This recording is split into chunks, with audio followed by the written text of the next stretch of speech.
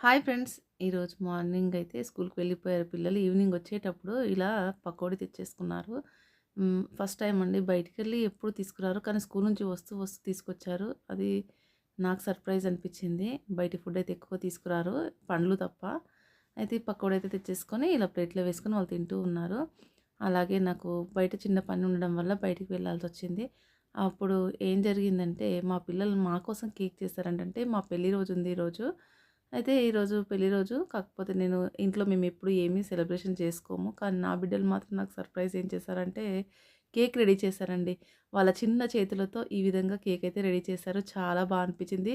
బా బాగా చూడ్డానికి బాగుండడం కాదంటో, ఇది తింటే కూడా చాలా టేస్ట్ బాగుందండి. బిస్కెట్స్‌తో చేశారు. ఫోన్‌లో చూసారంట అలాగే చేశారు.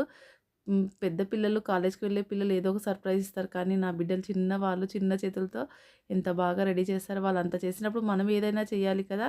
అలాగే వాళ్ళకిష్టమైంది బయట నుంచి చికెన్ బిర్యానీ అయితే తీసుకొచ్చి వాళ్ళకైతే కడుపు నింపేసాం. ఇదండి ఈరోజు మా ఇంట్లో పండగైతే ఇలా ఉంది పెళ్లి రోజు.